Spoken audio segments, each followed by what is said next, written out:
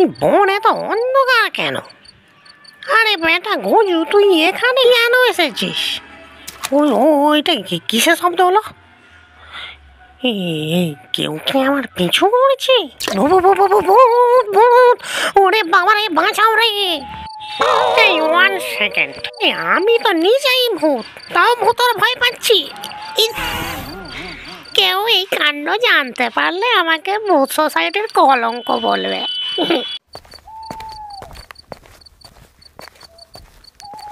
এটা কার আওয়াজ? এ তো গজুর আওয়াজ মনে হচ্ছে, কিন্তু গজু ভূত হয়ে আবার কিসের ভয় পাচ্ছে?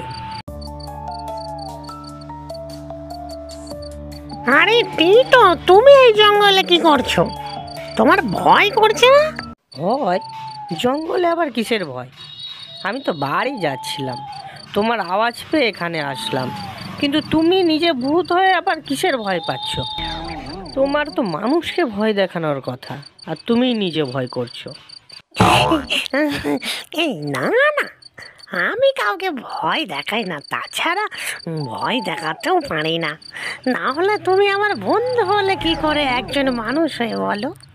আচ্ছা গজু, তুমি কি জানো তোমাদের অন্য ভূতেরা কেন ভয় পায় না? কারণ তারা জানে আসলে ভয় বলে কিছু নেই। ইউ আর রাইট, বাট এই অন্ধকার আর এই আওয়াজ, এইগুলা তো ভয়ঙ্কর কেন?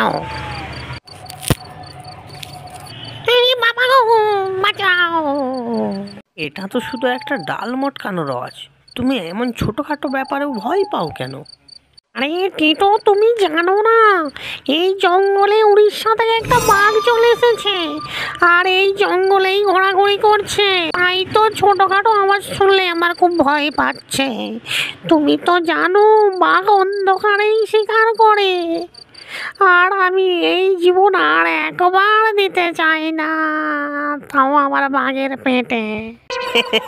তোমাকে আবার বাঘ কি করে খাবে? তুমি তো ভূত, তাছাড়া তুমি তো মারা গেছো, তোমাকে আবার বাঘ কি করে মারবে? বরং তোমার কথা শুনে তো আমার ভয় করছে। চলো তাড়াতাড়ি পুরনো মন্দিরে ঢুকে যাই, ওইখান থেকে লক্ষ্য রাখি, বাঘ দেখতে পেলে বন বিভাগে খবর দেব।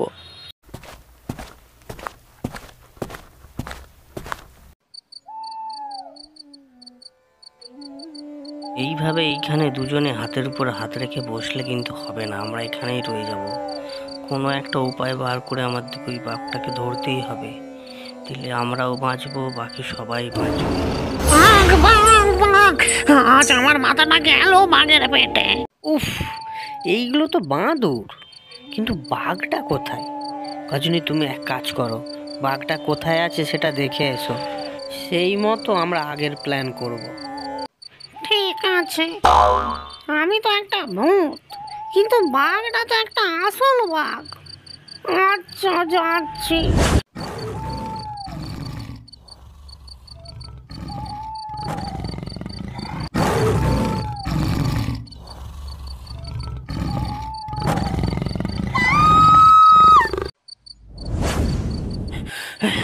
টিটো, টিটো, বাঘটা জঙ্গলের ঈশান কোণের দিকে আছে, কিন্তু আমি আর একা যাব না। তুমি কিছু একটা করে এই বাঘটাকে ধরো আগে, না হলে আমি কিন্তু বাস্তুহারা হয়ে যাব।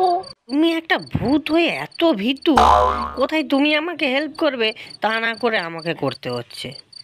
ঠিক আছে, চলো দুজনে আমরা একসাথে বাঘ ধরবো।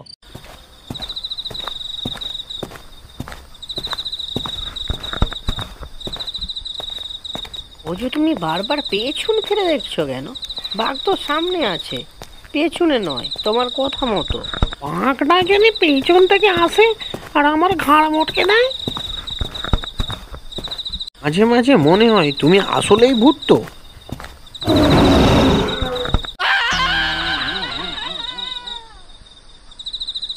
গজু, তুমি লুকিয়ে পড়লে, যদি সত্যি ভূত হও বাঘের সামনে গিয়ে দাঁড়াও। আচ্ছা টিটো, আমি সামনে যাচ্ছি, বাঘটা যখন আমার খুব কাছাকাছি চলে আসবে, তুমি জালটা কিন্তু একদম তাড়াতাড়ি ফেলে দেবে, পাট করে।